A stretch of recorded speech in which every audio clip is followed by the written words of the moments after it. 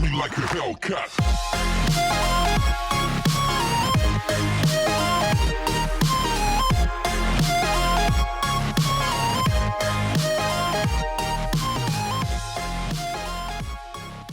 Hey folks, and welcome to World of Warships, and today we're doing a tutorial video, and this is a basic guide in how to play World of Warships if you are new to the game. Now yes, the ship is the Bismarck. She's tier 8, and it takes a while to get to, but it's irrelevant for what we're going into. I just like it. I'm proud of this ship. Today we're going to go over some basic fundamentals of how to play the game. We'll go over the menu functions, we'll go over settings, we'll go over what means what and what does what, so you can better understand how to play this game. And we'll go over some in-game portions for friend and show you the principles of actually firing torpedoes and how to actually engage the enemy, win the game. Now first off, you'll have a display like this. You'll typically have ships along the lines of, do I have any of the tier 1s still? Yes I do. Ships like this, the All-In. Now, all ships have functionality, and we'll go back to Bismarck for this, of modules. Now you'll see here there are basic modules, which your ship will come with when you get it, and there are upgraded modules. The upgrades provide better stats, which overall raises the ability of that ship. If I was to hover over Bismarck, you'll see her statistics there. Survivability, artillery, AA defense, maneuverability, and concealment. Now, look at those stats for a battleship, and then we'll look at the stats for a destroyer. Look at the concealment and maneuverability. Huge difference. Basic first principle. Battleships, really slow and ungainly, big firepower, thick skins. They are tanks, if you want to basically compare this to the MMO style. You have support, heroes, if you will. There are things like your cruisers. They provide anti-aircraft support, they can provide smoke screens and radar systems, and they help assist the fleet. They can help take down aircraft from aircraft carriers. The DPS, well, that's things like not the Omaha. That's things like Nicholas. Destroyers. Torpedoes are one of the biggest damage outputs in the game. These are your scouts. They can cap points. They can spot enemy vessels. Now, how does this affect you? Obviously, we have our upgrades. What's important to look at, of course, is your ammunition and consumables here, and your upgrades. Now, first off, you'll always have options to have premium or standard consumables.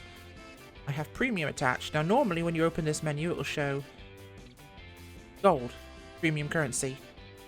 You click on the currency, you select silver, which is in-game currency, and you can apply that premium currency consumable, which gives you more of it. Set enable on resupply. You have extra for in-game currency, no money required. We look at our upgrades. Now I haven't got any fitted to this vessel, so what we're going to do, typically I want for a destroyer main battery just to increase the power output of that ship. The secondary, we're going to take our propulsion modification, which gives us risk of engine capacitation going down, repair times up. And for our third, we'll take, you know what? AA is not typically a problem for a destroyer. You can typically avoid them quite well. Main battery increase to traverse speed. Enemy systems, that's going to be useful for a destroyer. Torpedo tube increase. So we've taken that. Now these aren't necessarily perfect, but I'm showing you the ways to actually operate the game. Exterior. Now some of the features, consumables and exteriors will come with rank. There are 15 ranks to go through. You go through those very quickly at the start of the game, and it's something you just get by playing. That unlocks abilities to use these features. Again, automatic resupply means every time you die, it puts it back on again. Flags. Signals. These have different abilities. Fire extinguishing. Increases the time it takes. Limits the risk of magazine detonation so you don't go full hood. And things like here, Sierra Mike, boosts speed. So you want to use as many flags as you can. They're useful. Think about what they give you and think about the ship's role. Camouflages don't just make your ship look cool, they have stats. This one decreases detectability, increases the dispersion of enemy shells fired at you, increases your XP and commander XP. And that's where we come into the final part of the menu portion of showing you how this operates. We look at captain skills. Now I have 4 skill points to assign to this captain because I've never used them.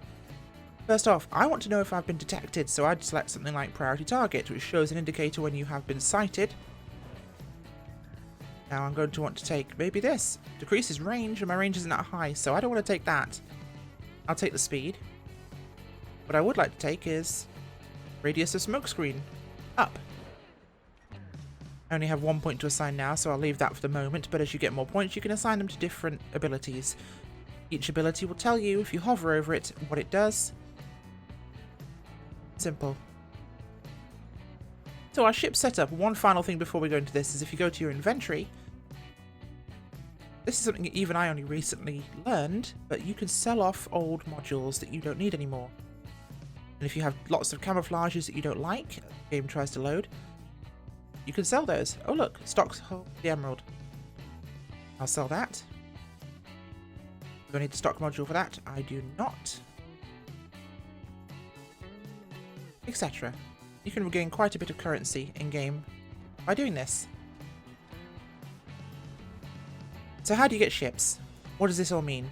The balloons are premium currency. These are purchased with real money. They allow you to convert free XP earned on ships that are elite status. Elite status means you've upgraded fully and you've moved to the next tier. Like this one here with the wreath around its icon. It's now elite. Because I have the next ship in the class, which is the Pensacola.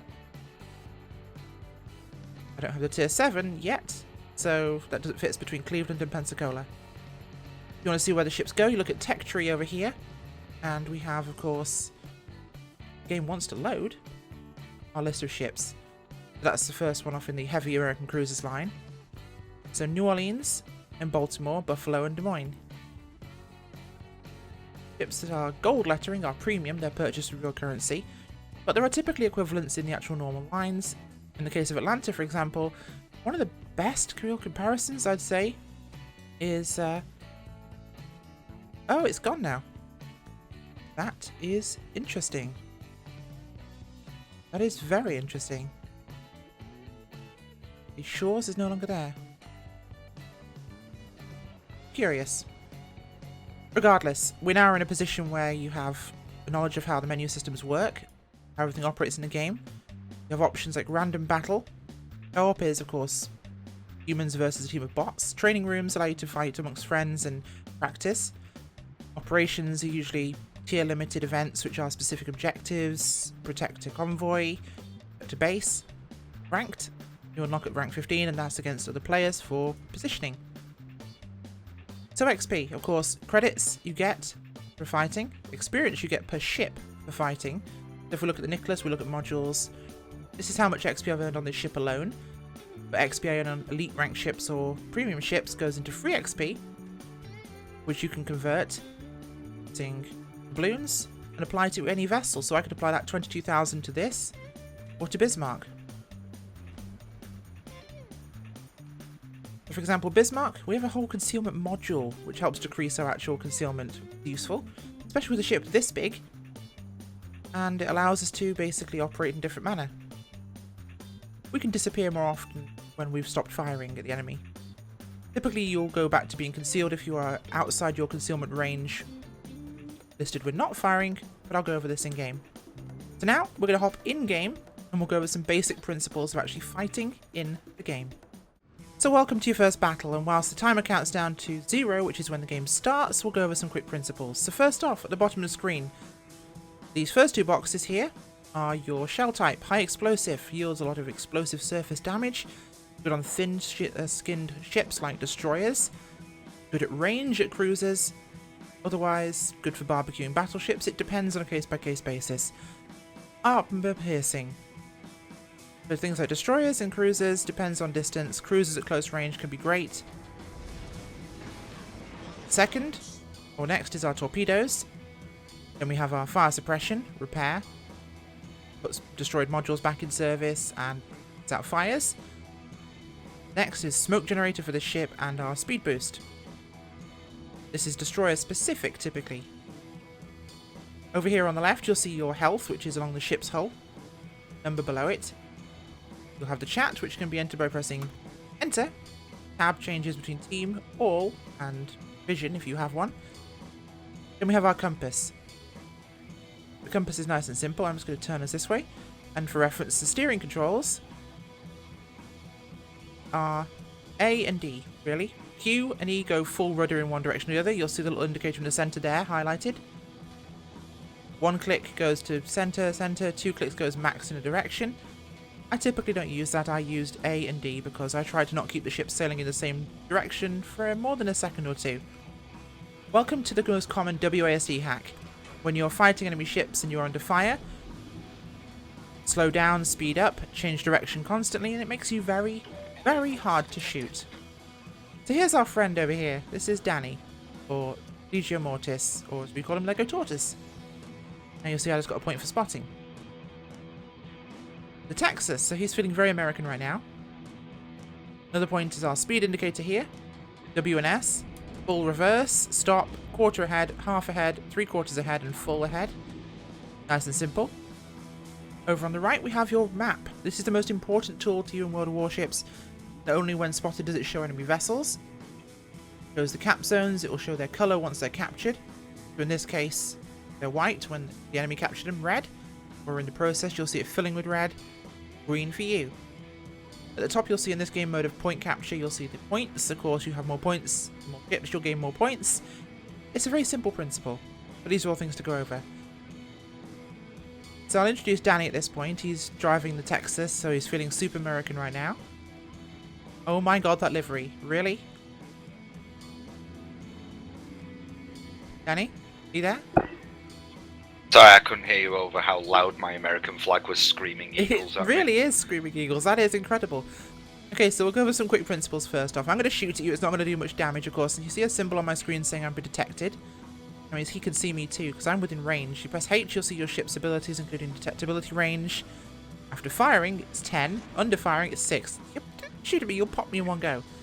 Okay, so we're about 3 miles out, so distance is relative. You press Shift to go into your camera. Mouse wheel goes back and forth. Now, if I click my mouse once on Danny, I fire a shell. Now, if I hold it down, that fires all my rounds. The salvo. Obviously, I'll reload, and I've done basically no damage to Danny because he's in a tank. I'm in a destroyer. My guns aren't meant to take him out. His armor is thick and impenetrable and evil. So in this context, we look at range. So I'm going to actually sail away a little bit here because I want to see what will happen, or show you what happens. Danny, if you want to go full speed on the heading you're going, just try not to go Titanic with the island. Now, one of the biggest principles in this is aiming, and it's one of the biggest mistakes players often make. Now, what we do here, of course, is we're sailing away. Of course, it takes your turret's time to turn.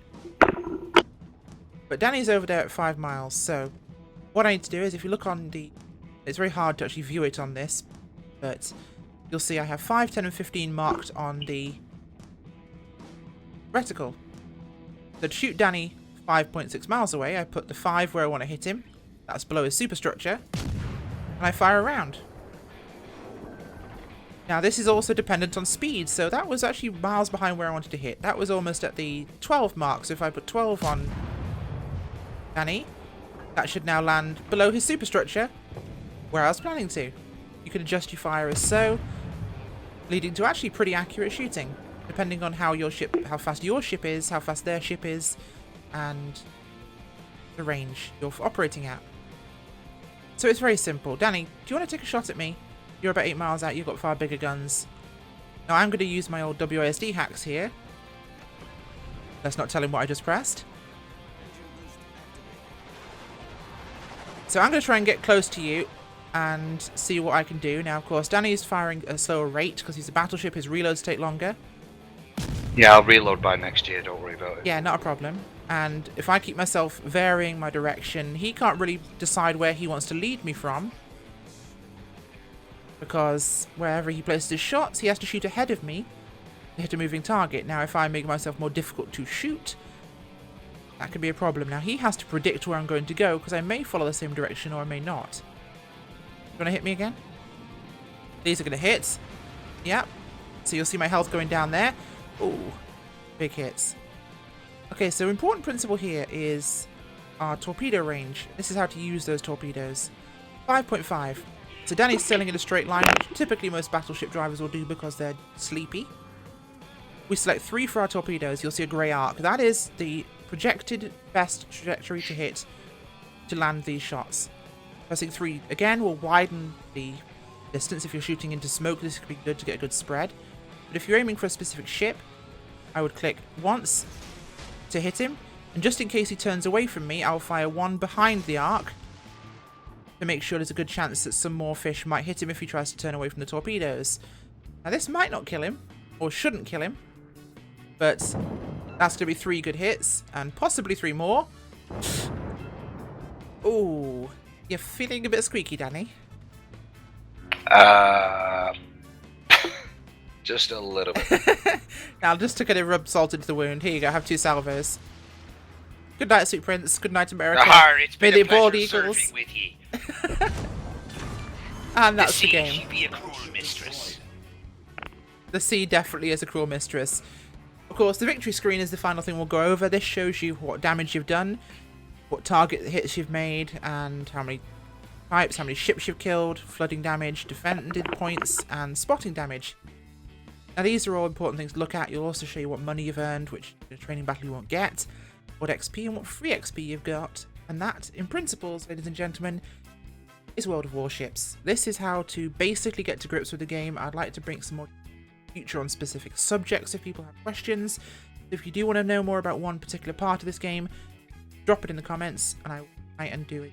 That, I want to share what I've learned about this game with you. Like the video, guys, drop us a like, and if you enjoy the content, please subscribe, hit that bell notification icon to see videos I post every weekday.